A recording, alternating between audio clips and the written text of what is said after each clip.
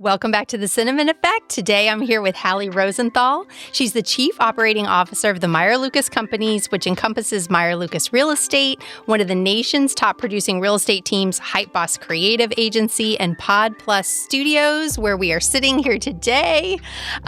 She is also the founder of Let's Get Social Palm Beach, a boutique agency connecting brands with influencers. You have more than 25 years of experience in logistics and operations. I feel like, Hallie, this conversation could maybe get into some of that, but you're here for another reason today.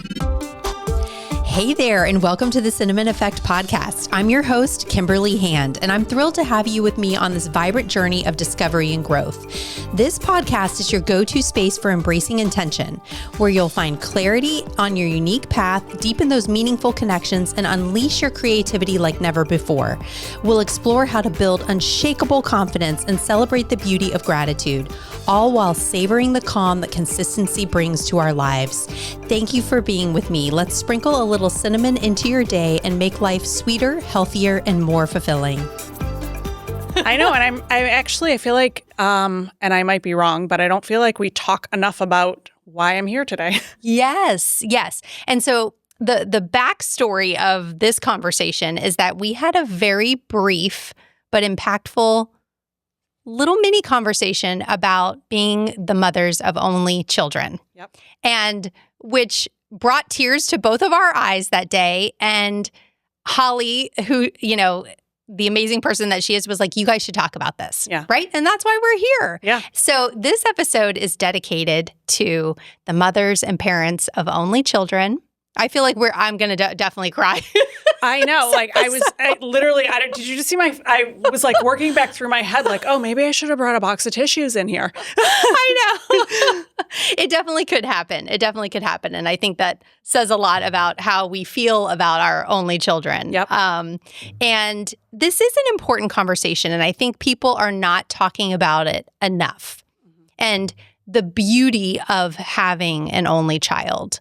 I think maybe sometimes we frame it in like a perspective of like lack, like I only had one, right? But and we'll get into a little bit of that as well. But this is, I think, talking about the special piece of being a mother of an only child. Yes, and I think there's been a little bit of a society shift also. It bothers me when people say you only had one, but so I think it's important to note I actually am an only child also. Yes, important part of the conversation. Yeah. And I think that there was a bigger stigma upon having an only child. Back when I was born, and, a long time ago. Mm-hmm. I actually. My parents, they didn't want an only child. They wanted multiple children, but my mom just couldn't have more kids. She had a lot of reproductive issues as a teenager, and it never happened for her. She wanted 5 kids, which is staggering considering that I guess I could be considered 5 kids at this point in my life, but I remember growing up that when I was in elementary school, that the principal of the school told my mom, and this, by the way, wasn't true. I was very social. I had tons of friends, but the principal of the school told my mom that the reason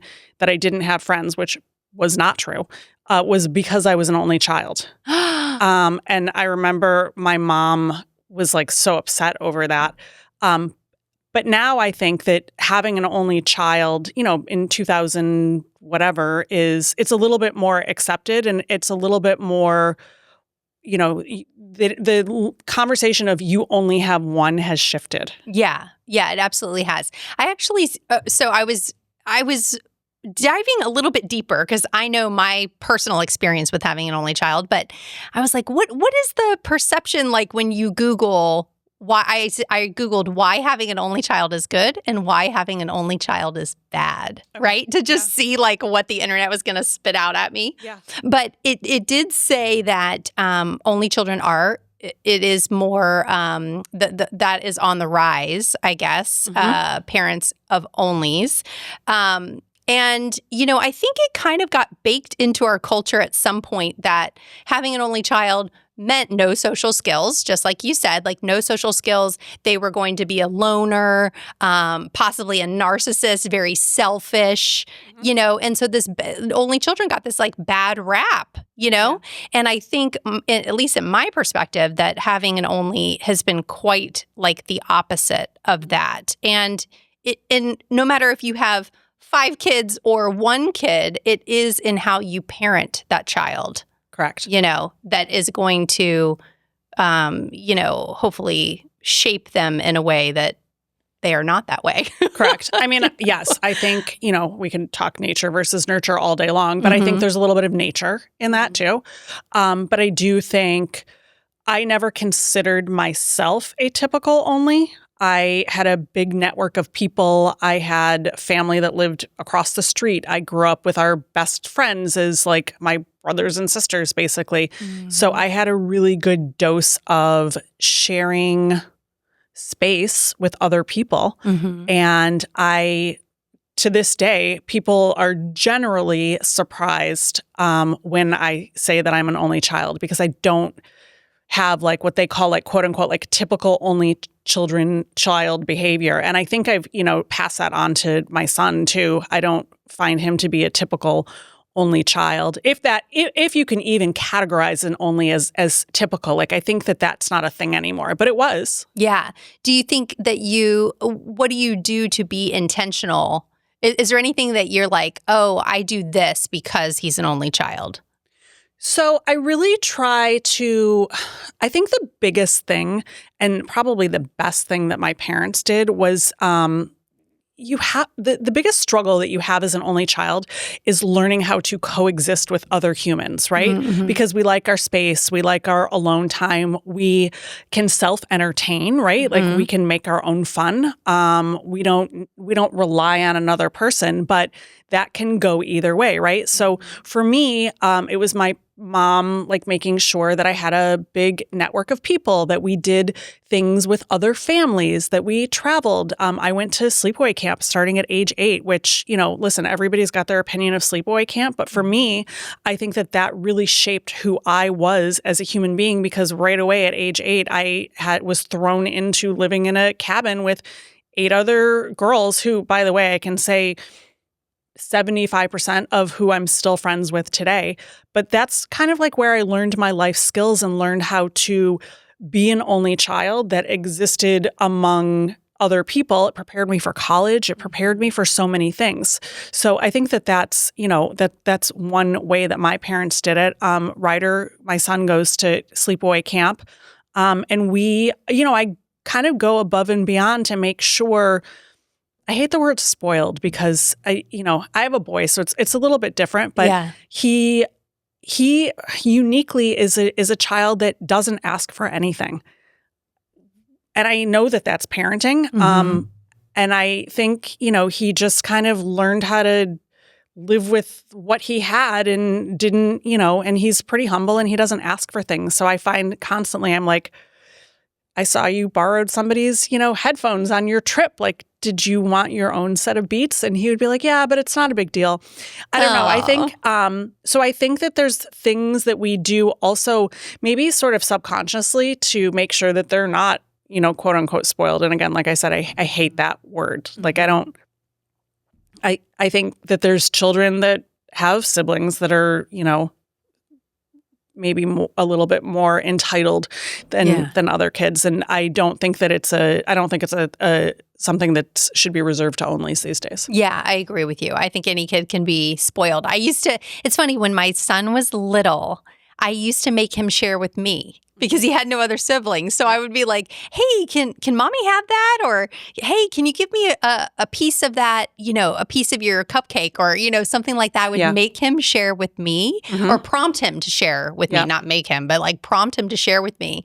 And so I've never seen like an issue. They always say like the only child is never going to like share his toys or anything like that. I never witnessed anything like that with him. Did he start school right away too? No, he didn't start till he was 3.5. Yeah. So Ryder started, it was really important. We did Mommy and Me. We did, and we were in New York City at the time too. He did like New York Kids Club right away when he was 2. And I remember like sitting outside the door, like hearing him crying, but left him, and then he was fine. Yeah. But we started those types of group activities right from the get-go, too. I love the idea of you sharing with him. And Yeah. we had a dog. He used to share all of his food with the dog. So I would say, oh, you're sharing your peas with Louie. He loves that. Yeah, we did the music together. That was such an amazing program. And actually, we moved to Utah when he was like 16 months old, and we did the music together there too. It was like you could, a countrywide program, I guess. But we loved that. Did your son? So it's funny, the sleepaway camp. My son, a lot of his friends are going to sleepaway camp, and they started, a couple years ago. And my son is like, Mom, he told me at the beginning of the summer, Mom, I just want you to know I never want to go to sleepaway camp. Yeah. He's got this idea in his head. And I do think he is a little more, he's very into like the family unit of 3 and that we're always together and we do all these things together. So I think he just can't really see that he may want to do that. And I think he's independent, but in that way, he's like, no, like when I travel, my mom and dad go with me. Like I don't go somewhere by myself, But was it a good experience for a writer? So boys are hard, different than girls. They, they have to become a little older to really like find their buddies. Whereas girls, I feel like they kind of partner up and, become like, you've got more besties. And I don't know. I mean, that could be a conversation for a different time. But good, bad, or indifferent, I didn't give Ryder a choice. I still don't. Hopefully he's not listening, but I'm like 99% sure that I am forcing him to go back for one more year. Yeah. He's fine once he gets there. But it is hard leaving, leaving that family unit. I would suggest, like if there's other only parents that are like looking to go to do camps, is hire a camp consultant. Do a lot of camps have rookie days? Go do the rookie day and have them have that day immersion in camp. So they basically we did rookie days at multiple camps, and they took my son and we left for the day, and he got to experience what a day in the life of sleepaway camp. So you have to do some of those things to get them excited, and also it familiarizes them with the grounds and the people, and so that there's a familiar face. The other thing that I did before he started camp was I found other kids that were going to camp and starting at the same age that he was, and we did meetups before camp started. So at least when he got on the bus, he knew somebody. Now that we were living up north then, so it was a bus ride. Now he flies on a plane with 35 Florida kids. Wow. The other thing is that there's so many camps. Like you have to find the one that's right for your kid. Like Ryder goes to an all boys sports camp, but if he was a different kid, maybe a co-ed camp would be better. Maybe a religiously affiliated camp would be better. I went to camp in Canada for 10 years, and it was a co-ed water sports camp like northeast of Toronto. And the reason that I went there is because my cousins went there. So sometimes that can help too. But I think camp, like I said, and I talk about this all the time, like as an only child, I think that was probably one of the best things that my parents did for me, because I learned how to live with others, and it prepared me for college. It prepared me for life. And I think, like I said, I'm the way that I am because I sort of had that, what I'll call like socialization. Yeah. Do you think that, like, are you particular when it comes to sleep? And like, I feel like an only child who doesn't have interruptions of siblings or noise or something like that. Are you like, okay, so that's so funny. I am not. And either is Ryder. And I'll tell you why. When Ryder was born, this is going to sound terrible, but when Ryder was born, we lived on 66 between Broadway and Amsterdam, and there was a fire station like literally on our corner. And I was so paranoid about Ryder not being able to like sleep wherever that I literally we called it airing him out, not during the winter, but like in the fall, even when it was a little bit crisp, I literally used to put his stroller on the balcony of our apartment and like let him nap out there. Or I would like take him to a restaurant, like kind of during nap time. And like we had our routine, so he knew when it was like wind down time. But I was super sensitive to him, not like only being able to sleep if it was totally quiet and if he only had his, his bed and his this and his that. And I was the same way with feeding too. Yeah. I made sure that feeding was like kind of on the go. I never warmed a bottle. I used, I didn't nurse. So judge me for whatever, but no judgment, no judgment. So I made sure that he had all of the things and all of the resources around him to kind of like coexist no matter where he was. Yeah. So you kind of made him, your intention was to make him resilient. Yes. Yeah. And he is. Yeah. He doesn't need it to be pitch black to fall asleep. He doesn't need it to be super silent. He's, and also, playing these days is different. Like, it used to bother me that he was like playing video games and whatever until my husband was like, well, he's not playing video games alone. He's on the phone with his friends and they're playing. And my husband was like, it's 2025. They don't have to be in the same room. If their mutual interest is video games or Roblox or whatever it is, he said, be concerned if he was a loner, not socializing with other kids during these games, not because he said he has a robust network of friends that he plays video games with. So they're not outside kicking a soccer ball around, but it's because they don't have to. Yeah. Right. We've got different resources now than we did, when we were growing up. That is kind of the jam with boys, I notice, is the group chat, which I experienced. We've been really strict with my son on screen time and everything, and he doesn't get anything during the week. But yesterday was a day off of school. Yeah. And so he's like, Mom, can you bend the rules? Can I have it during the weekend? Yes, of course. But I experienced the full-on boy group chat, playing games at the same time. Like, what an experience. But they love doing it. It's, and I agree with you. Like, if he was in his room, like with the door shut, and playing video games, that would be a different story. But making it a little bit more social and they're, and this is, for us, this is not like the chats that are on, like through the video game, but right. They're chatting like on their like iPad, on I guess. FaceTime. Yeah, they're on FaceTime. Yeah, that's exactly what he's doing.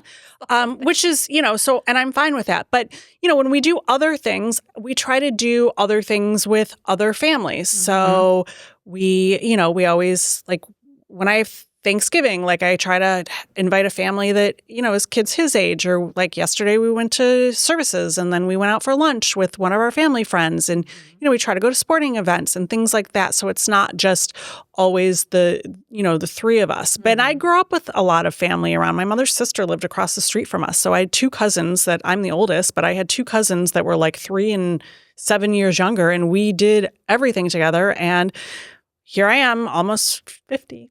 And my aunt and uncle now randomly live not directly across the street, but they live in the neighborhood basically across the street from us as snowbirds. And my cousins are down all the time. And now we do things together as a family. And so my son gets, that cousin, the cousin effect, which is, he gets to be like the big brother and the little cousins are annoying, right? Yeah. Yeah. But that's nice to have all that family.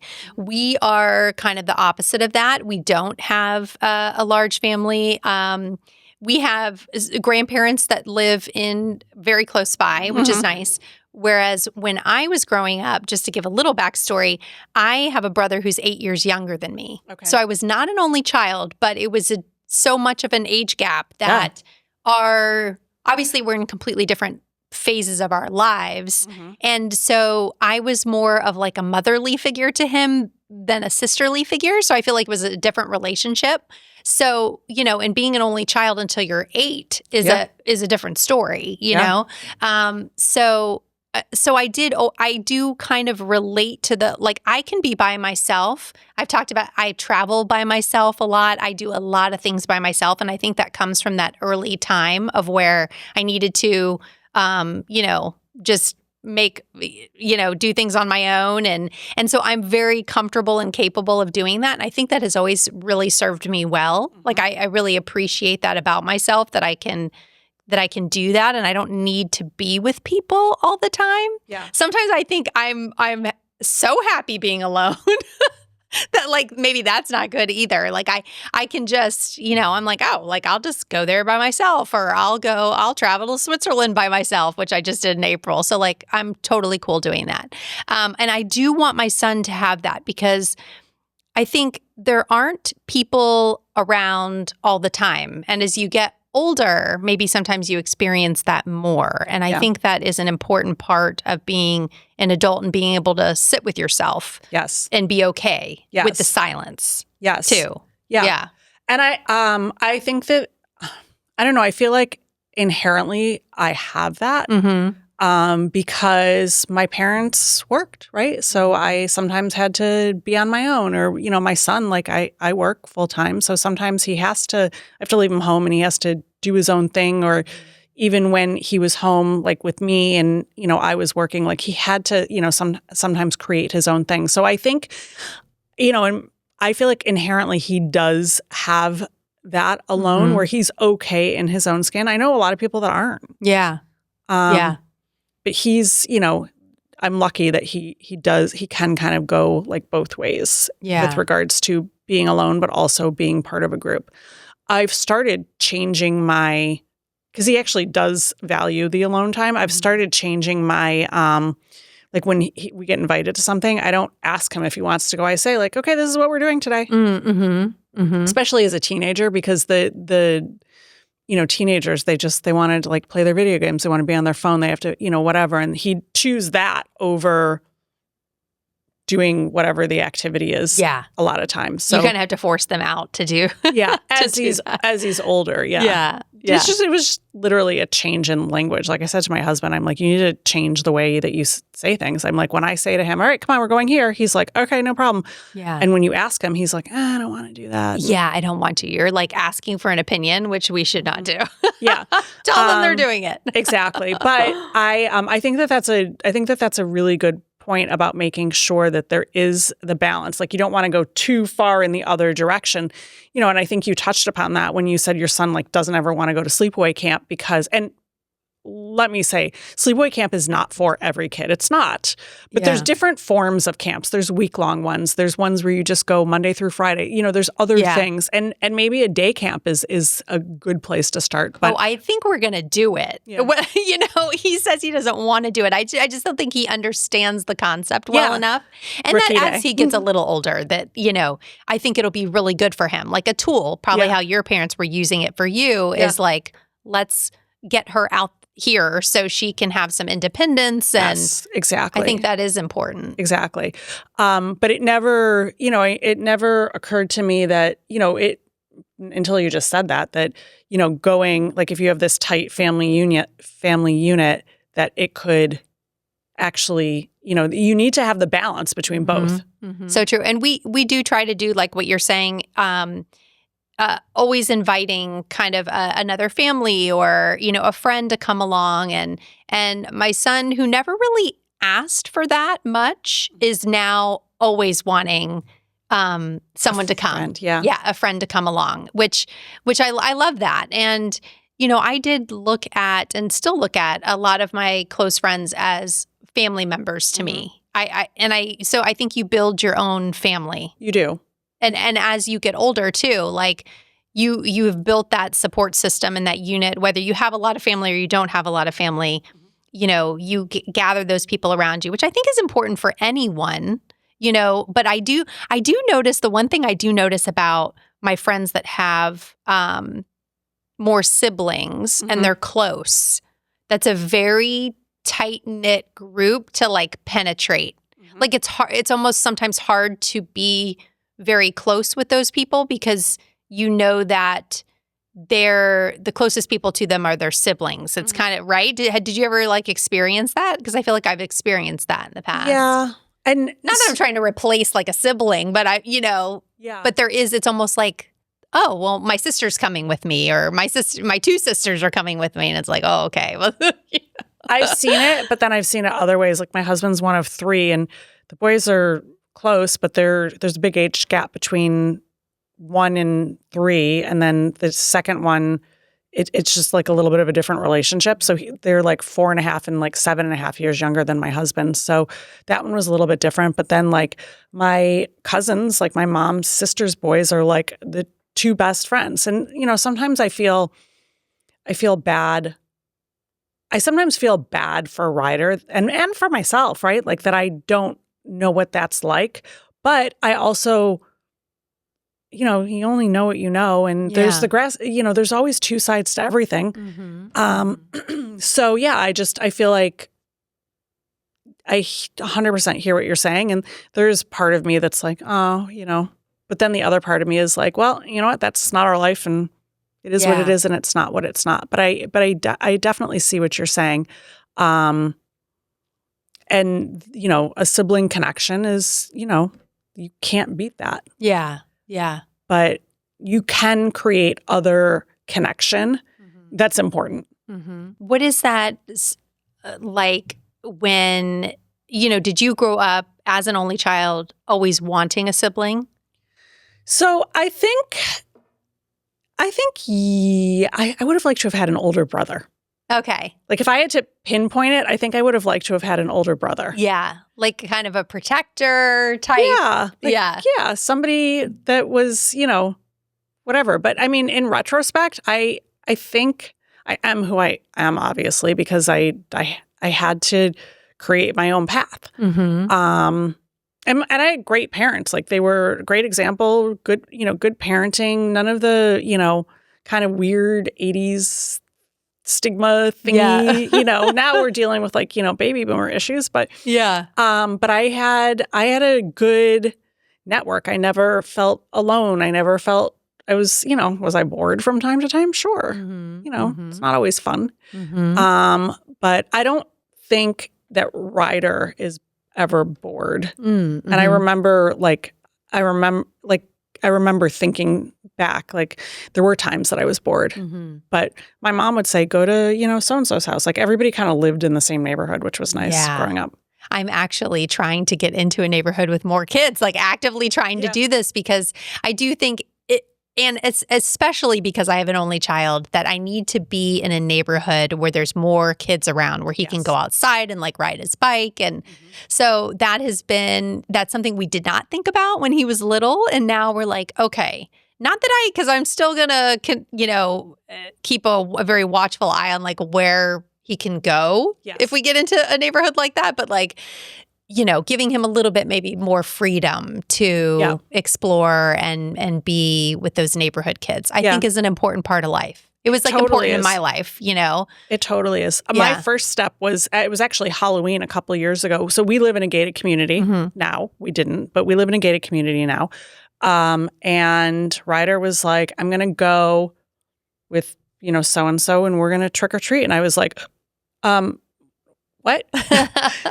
And my husband was like, it's a gated community. There's a million kids around. He knows all the streets. He knows the directions. You can track him with his phone. Like, show me the downside here. Yeah. And sometimes you have to just like rip off the Band-Aid. And it is nice that he can hop on his bike and go over to a buddy's house or, things like that. I don't really let him, he's 14. I still don't really let him leave the community without, really having a tab on where he is. And like, I find myself saying, you make sure you wear your helmet, look both ways, things like that. And he's like, Mom, I'm 14. I've got this. And I was like, I always say to him, with the traffic, I said, it's not you that I'm worried about. It's who's not watching out for you. South Florida traffic, is correct. And I think beast. And I think that not to bring up a more morbid topic that we talked about is, I'm so paranoid of like what would happen to me if something happened to him. And I don't mean that from a selfish standpoint. I mean that in a like, I want to make sure that he outlives me. Yes. And I don't know why that, I understand why that feeling is heightened, but mothers of only children, I've talked about this with them before too, and it is a valid point. And not that you would ever get over that anyway if you had other children, but I think it's just more a heightened fear for us. And so that is something to note. Like I already told my husband, I was like, you would have to take me out back and just shoot me point blank, because I just would like never be okay, And that's kind of what we were talking about the other day, right? Yeah. And I think that there's two I have two sides of anxiety like when it comes to him, right? So there's the side of anxiety that like, oh my gosh, God forbid something ever happened to him. Like, I don't know that I would be able to exist. Mm-hmm. And then there's the other side that's, that I'm going through right now. That is, he's going to be alone when we're gone. Yeah. Yeah. So it's like, you have anxiety like from both directions. Yes. And I'm going through that right now with my parents as they're getting older. And I'm like, oh, like what's going to happen when it's just me? Yeah. So there's, I'm having that anxiety for him now. Yes. Yes. Because you understand that. Correct. I think about that probably almost every day. Yeah. That, especially because we don't have a lot of family. Mm-hmm. So I think, here come the waterworks. I know. I just think that I always tell some of his like little buddies and like their families, like, just make sure you guys take care of each other, like as time goes on. Like, I just really want to know that he's going to be okay. And I think like, especially for my son, the people around him, he has 2 cousins, so not a lot of like extended family. I just think the people around him are also getting older. Yep. And so I think too, like being as healthy as possible and really concentrating on my health has come out of this fear of I'm going to leave him behind. Yeah. And that just like destroys me. Yeah. And he talks about it. He brings it up. He, like at a very early age, he was kind of aware of death. Okay. And he was constantly asking me what age I would be, how old do I think I'm going to live and what age he would be. Interesting. When I die. And so, of course, I was like, I'm going to live to 100. Let's hope, at least that. So, and just trying to explain all those things. And I don't know, I feel like just inherently he's kind of aware of all of this. Right. And so that makes it also hard because I feel like if he was not aware, I would maybe be able to. Yeah, it is. It's hard. It's hard because of that, like them being alone, but it's also hard with like when you think about all of the things that go into when your parents are getting older. Like I'm going through that right now. Yeah. That there's a lot of things that I've already like kind of mentally clocked that like I'm not going to do. Like, but you mean like maybe putting pressure on him or him feeling like he has to do something? No, it's not that. It's like of my parents they sold their house, so they're moving and there's like so much stuff.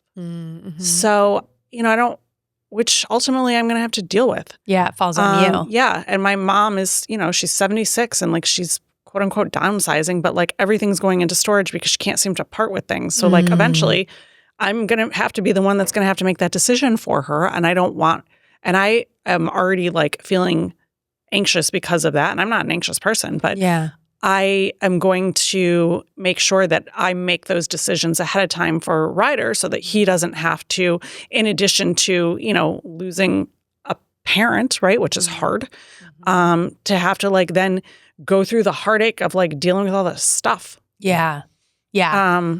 So that is a big element of it. I mean, people don't realize, I think, holding on to all of that stuff, it's just creating a stressful situation for the kids down the line, Right. And also, I mean, not to totally, tank this right into to totally tank this, but there's also the fear of having them have to, I've been lucky so far. My parents are in relatively good health, but I'm like, what am I going to do? Like if, I watched my mother has a sister. I watched my mother take care of her parents. Like they were not in good health. Like I watched her, deal with that like on a day-to-day basis. And I feel bad for me. And I feel bad for Ryder, in the future as to what that looks like too. So I have the anxiety is twofold because I know what it looks like from both sides. Now that being said, usually when there's a parent that's ill, there's usually one sibling, like if there's siblings, like there's usually kind of one that like rises to the occasion and is and is always the captain of the team. And I know that and I've seen it. So, unfortunately, Ryder will just have to be the captain of the team, just like I'm going to have to be the captain of the team. Yeah. And maybe being an only child, you're kind of raised to be that captain. Correct. Right? Like, Yes. I think that's important. I think not that we're preparing them for that, but we're preparing them for life as being a very independent person. Yes. Yeah. And, hopefully we've done well. Yeah. We try. I think we try, right? But I do think about that. I do think about that a lot with regards to Ryder. But, also like if something were to ever happen, would I still be a mom? Would I still, there's, like a stigma around that. But yeah. Anyway, that's like, I don't know, maybe that's my own internal thing too. Yeah. Yeah, of course. I mean, we both talked about, secondary infertility. And so going into motherhood, thinking that you're going to have more children, right? And then how did you shift and adapt, I think, your life plans and kind of go forward and say, we're having an only child and this is our life and this is what we're doing? Yeah. That was hard. I wanted 2 kids. I had 3 pregnancies and 1 kid. He's happy. He's healthy. I aged out of being able to have more kids. And I just kind of like the days, the years, I didn't have the resources to start, doing a whole lot of, like trying to get pregnant. So I just ultimately like aged out of it, and we just kept our life going on. I didn't let myself get obsessed with the fact that I never even occurred to me that we were, and we're not, that we were incomplete. I was always, Ryder was a surprise after a lost pregnancy. And I just, he just became my focus, and I would have loved the opportunity to have another pregnancy, have another child, but I'm so lucky that I have the kid that I have. Yes. And I think he's lucky that, he got the parents that he got. So, yeah, we got our lot in life, right? That's right. And I think shifting the focus into it's not a lack, it's a place of gratitude. I Correct. think I had to think of that in that way also, that we're not lacking. I'm not romanticizing in my mind multiple children, because who knows what that would look like. Right. I actually think God knew exactly what he was doing when he gave me one beautiful miracle, because I think the life that we have is so beautiful. And someone gave me that advice. They said, you know what? It's actually a doctor that I used to work for years ago, and I always really looked up to him. And I was having a miscarriage. I think I was in the midst of it, and I called him, and he said, Kimberly, you don't look back. You don't ever look back. You look forward. You don't ever think of what could have been. You just move forward and focus on this like beautiful child that you have. And so, man, these waterworks. Yeah. Well, in my head, there's a reason, right? Yeah. And I had my first one was not that far along, but my then Ryder was in the middle, and then the third one, I was in New York City at the time, so they did a lot. They tested things, and they knew the gender. They knew, and they basically said to me, they were like, if this pregnancy had seen itself to the end, there would have been challenges here. And this was tragic, but maybe not my OBGYN basically was like, I am so sad for your loss, but also here is what we know. And this is not necessarily the worst thing in the world, Yeah. even though it's the worst thing in the world, right? Not to diminish anything that I was feeling and you never know, right? You don't know how anybody else is feeling. And also when I was going through it to a certain extent, we weren't talking about it as much. Like I had Ryder when I was 35, but I'm going to be 50. So it was different, the trying to conceive conversation. And there wasn't a whole lot of conversation around miscarriage and how you feel and the emotional and the hormones and the pain and the everything that goes through it. And I think, like I said, when I just aged out of having another kid, I just, I felt like, well, if we weren't actively trying, but if another, miracle like Ryder came around when I wasn't actively trying, great. And I didn't focus too much on the fact that of what I was missing. I focused on what I had, and that allowed me to move forward too. Yeah. You have to. And I think that's basically what you just said too. Yeah. It's, I do think more people are discussing it now. I actually did an episode about it, about my miscarriage, because I felt like it just felt like nobody really talked about it. And friends of mine, after I talked about it, were like, "Oh, I had one," then, and it made me sad that, not that they had to tell me, but I did think, oh, they were probably like suffering in silence about this and not able to talk about it. And it is such a, gosh, I mean, pregnancy in itself rocks your complete world, but I think a miscarriage and then you come out, it's a pregnancy and you come out of it with a loss, that is a rocking like you've never experienced before. And you still have the same emotions. You still have the same issues. Issues is the wrong word. You still have the same body stuff, right? Because you were pregnant, right? So maybe the recovery is a little bit better than actually birthing a child, but you still have the hormones are the same, the weight gain is the same, the kind of the feel everything, and like you said, you didn't come out with anything, which is like a terrible way to put it, but there was no it just, you're left with the aftermath of that. Yeah. Maybe there's an opportunity to flip the script there. Yeah. I feel like I came out of it stronger. Yeah. It completely sent me down a journey that I was not even prepared for. I could have never been prepared for what happened after that brought me out into an even better place. Yeah. For sure, without a doubt. And maybe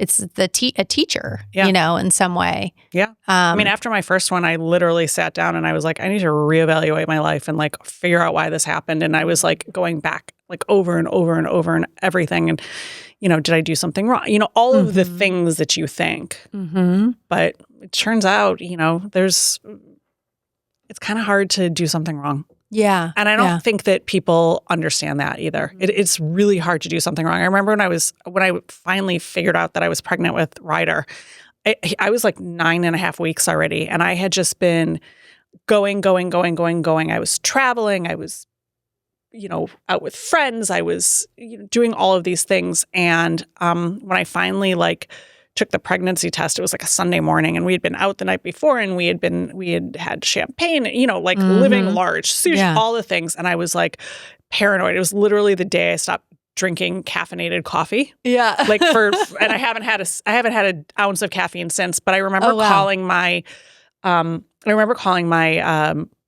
doctor the next 8 a.m. on Monday morning. And I was on one of those the buses in New York City that was they were the double buses. Oh, yeah. So there was a connector piece in between. And I remember I was sitting kind of right on the connector, and I was being jostled around, and I was freaking out, and I was crying to her on the phone, and I was and I had sushi and I had champagne. And she was just get off the bus. Yeah. Take a moment and collect yourself. She was and I'm going to tell you something. She was babies are resilient. She was just come over to the office. We'll do an ultrasound. Well, whatever. She was unless you're eating sushi from the bodega under the sun that was packaged a week ago, she was you're fine. Let's look at everything in perspective and take some small steps here.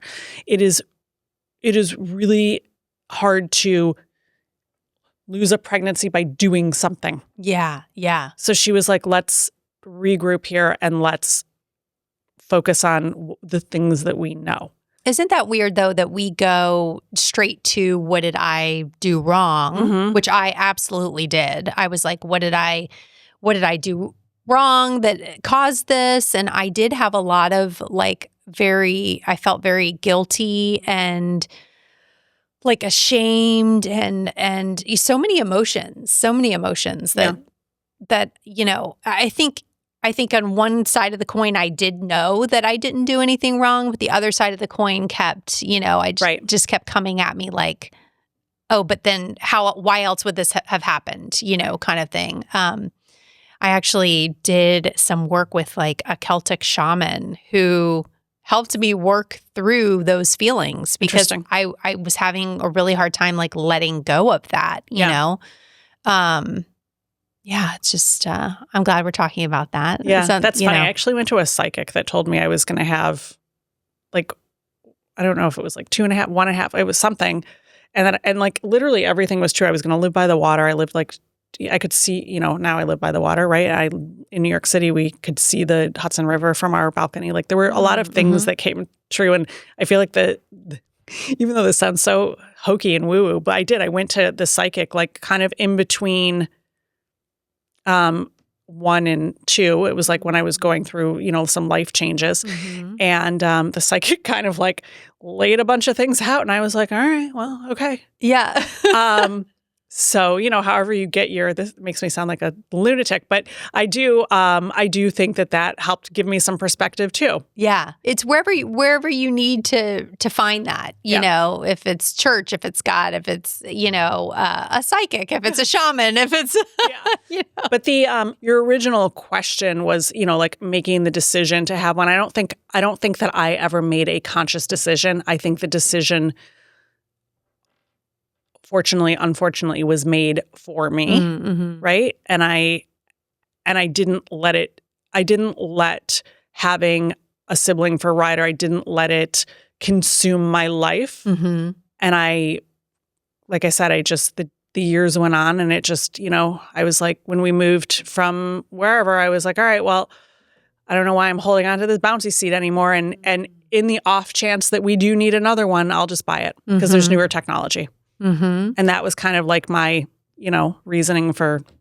Was that a hard, do you remember feeling like that did it feel kind of final to you? Yeah, I remember hanging on to things thinking like that I was going to need them again. But I think what helped me was in the event that I need something again, I have the resources to be able to repurchase it. And these are just things. And you have to move on with your life and we're all going to be fine. Yeah. Right? Like we're fine. We're fine. We're great. Right. We're thriving. Right. You know? And the kids are great. And ultimately at the end of the day, like what do you want? You want happy, well-adjusted, healthy children. And I think, you know, that's what you and I are raising. And, you know, we're lucky. Like these kids are lucky. Yeah. They're very lucky. They're very, very lucky. Couldn't agree with you more. I need to ask Ryder for his perspective on having a sibling or not. I don't think I've ever asked him that question because it hasn't, like it was never, I don't know, maybe, do I not want to know the answer? I don't know. Right. Would it be I've never asked my son and he offered up, I think I told you this the other day, he was like, Mom, serious as a heart attack. He came to me and he was like, do you know what the worst thing would be to happen to me? Yeah. And I was like, what? And he was like, to have a baby brother. I was like, well, I think you're okay. Like we're no plans for that. But like he had no desire. Maybe I've never asked him because it's not something, it wouldn't matter either way. I can't fix it one way. I mean, I guess, you know, if he loves being an only child, great. But I couldn't, like if he said, yeah, I really wish that I'd want a sibling, then I feel like I would have been like, all right, well, it's not happening, so. Right. And would that just make you feel bad? Yeah, so, I don't know. Maybe don't ask. Right. Like, now I'm like, all right, well, maybe I need to think about that. But yeah. It's like almost like maybe they know a little bit. Like, he probably knows now because he's a teenager that, like, maybe that would make you sad or something. Have you ever discussed any of your history with him at all? Not like my medical history. Yeah. But what helped was actually when we moved, when we left New York City, we were here for a little while, and then we went back up north, and we were in New Jersey for like 5 years. And of my friend group there, which was maybe 7 or 8 girls, 3 of us had onlys. So 3? Yeah, 3 of us had onlys. And his best friend now is a girl only. And she so he grew up, so it was different, right? Like when I was growing up, I was the only. All of my mom's friends had 2 and 3 kids. Yes. So growing up with 2 other onlys, I think also it normalized it a little bit, right? So it was unusual. Like literally everybody I know from growing up is, I know one only child, and randomly her name is Hallie also, which is sort of funny. Yeah. She was much younger than I, but I don't know any other onlys like in my age group from growing up, like that I can think of. Actually, that's not true. I know one other girl. Okay, and interesting girls too, because I feel like I know a lot of only children boys right now, currently. Maybe now. Yeah. And Ryder's 2 friends from New Jersey were both girls. Oh, interesting. So do you feel like you have kind of like a special bond with the other mothers that are mothers of only children? Or do you think they get you more? Or do you think? Honestly, I think that it's funny that you just asked me that. I never thought about it because the stigma of having and being an only, like it was different. When I was an only, there was a stigma attached to it, but now it's normal. There's a lot of people that have only children. So I don't think we discussed it with regards to, being the parent. I don't think we ever discussed it because it like wasn't a thing. Yeah. I don't know. I have maybe a different experience where my son, his little best friend in kindergarten is an only child also, named after his father, just like my son is named after his father.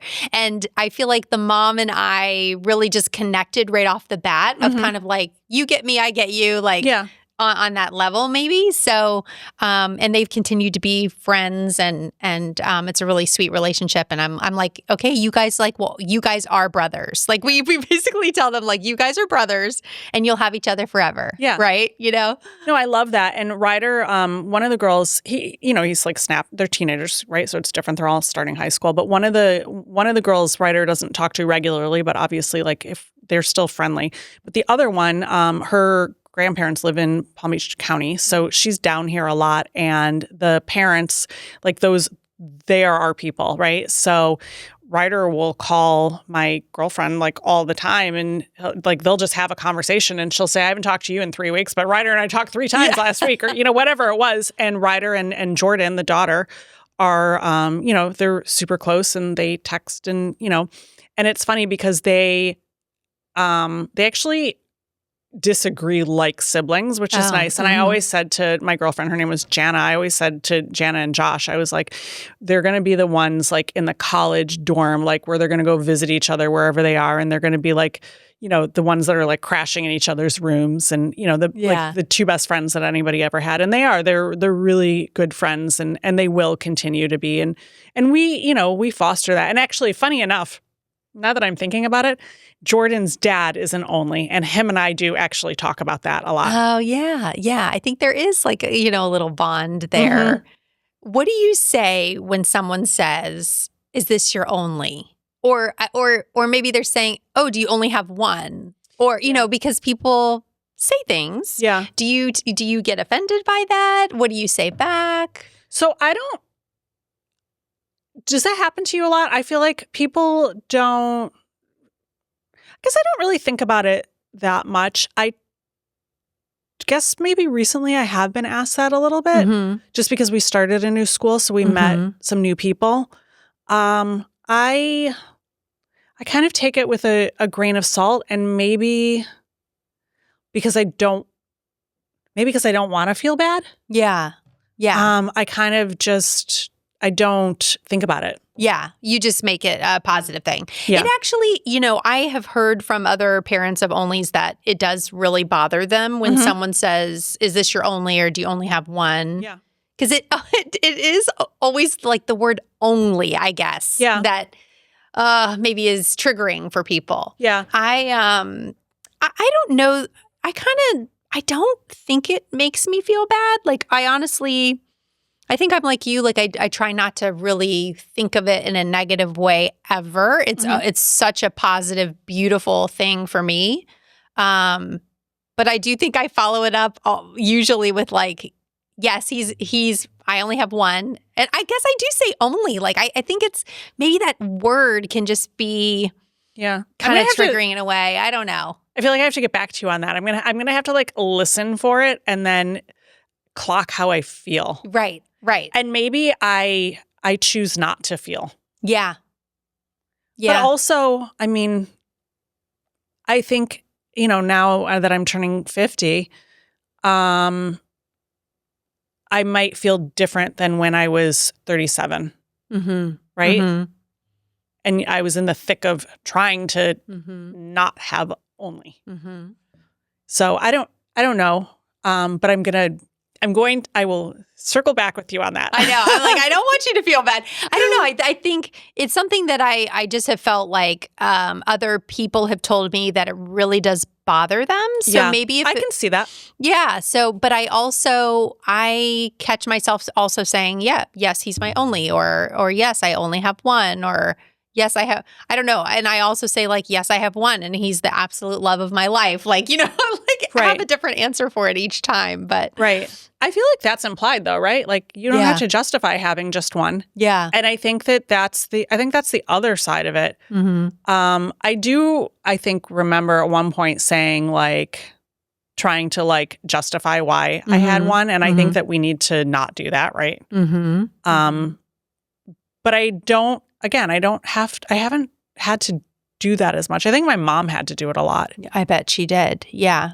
But yeah, that's a really funny. I'm literally going to think about how I feel next time and how I respond next time that comes up. Yes. I think I'm just so used to being in the conversation that it doesn't occur to me that I should, and maybe that's okay. Like, should I feel bad? No, I shouldn't. No. Right? No. Should I feel like what should I feel when somebody asks me that question? I don't think I should. I think I should just continue to feel lucky that I've got absolutely a healthy, relatively happy child. Yes. And on the flip side of that, I do notice sometimes where my reaction, if someone says, "Oh, I have 6 kids," I'm like, "Oh," like, there's like a reaction there. So yes. So we don't know what someone's journey is like to get to that point, right? Of 1 or 6. So maybe we should be, and this is not like cancel culture or anything. I'm just saying like, I think the road to motherhood is such a complex but beautiful journey, and we should just all be understanding of how someone is at the point that they're at, I guess is what I'm trying to say. Yeah. I mean, I think that's important. We live in a culture where we should just meet each other where we're at and have space for other people's perspectives and other people's lives. And yes, exactly. I don't know. That's a good note overall. I know. I feel like I just externally process some of like my my deep, dark, like, therapist type thoughts. And it happens. Yeah. On your podcast. So I apologize for that. But it was, an interesting conversation because, like I said at the beginning, I don't think we talk about, only children and having them enough, and we should. Yeah, I think we should. There's a lot of really amazing moms out there that are onlys. And I feel like some mom is going to be like, well, this is what I say when someone says. I would love that answer. I know. I would love that answer. I'm kind of looking for like something exciting to say. How old is your son? He's 9. 9. Okay. Yeah. So that's like such a fun age. Such a fun age. He's so fun. And I couldn't imagine, now I could never imagine our lives like any different, and we did, we did decide. I feel like we did make a line in the sand of like, no, we're not going to try. I was like, when I miscarried, I was like almost 40. And I just felt like, oh, this is probably the end of the road for me. Mm-hmm. And it was such a traumatic experience that I was like, I don't want to do that again. Mm-hmm. Like if that were to happen to me again, mm-hmm. It would just be so, just so traumatic. Right. So mm-hmm. we did make that, line in the sand of like, no, we're not going to try. And we're moving forward with one. And, it kind of always felt like maybe he was going to be one anyway, mm-hmm. Because the second pregnancy was a surprise. So, but I just, in the end, I think the message is, feel grateful for where you're at. And also to acknowledge maybe someone that's listening that doesn't have the only yet. They don't have children yet and they're trying we're here. This is just a conversation to kind of touch on all these different phases of motherhood and difficult things that can happen along the way, Yeah. It's such a touchy conversation. It is. I don't know. That's interesting that you had sort of like a line of demarcation. I think mm-hmm. I just always held out hope. And then I just was like, all right, well, yeah, we're lucky. In hindsight, maybe I should not have done that. I mean, I did it for a reason, obviously, but I think, sometimes I'm like a decision maker. I'm kind of mm-hmm. black and white in that way that I want to know what the expectation is going forward for myself. Like I want to know what I'm supposed to be focusing on. And I kind of do that. And so I felt like I needed to say like yes or no. Mm-hmm. And maybe in hindsight, it could have been more of an open thing and to let kind of things happen as they were going to play out. But and I think ultimately they do, right? Yeah, they do. I like that's the woo-woo that I believe. Yeah. Yeah, I do. I believe what is meant for us will not miss us, and where we are is where we're meant to be. I do believe that. And also I think you get, essentially like moved out of the way when you need to be. Yeah. Yeah, absolutely. Yeah. Stranger things have happened. Right. Well, Hallie, this was a great conversation. I appreciate you being open with us. And I feel like, gosh, we could talk business, but I know. Thank you so much for having me. This was fun. I feel like I spent a lot of time in the podcast studio, but never actually on a podcast. So I know. So this is fun. The irony. Thank you so much for being here. It's my pleasure. Thanks for tuning into this episode of The Cinnamon Effect. If you enjoyed our time together, don't forget to hit that follow button on your podcast app and sprinkle a little love by leaving us a 5-star rating and a quick review. Your support means the world to me. For even more goodness, check out the show notes where you'll find links to some of my favorite products. And don't forget to visit thecinnamoneffect.com to connect with me directly or to grab your TCE Gratitude Journal, your next step towards a more grateful life. I can't wait to spice things up with you again next time. Stay vibrant, stay inspired, and remember to add a little cinnamon to your life every day.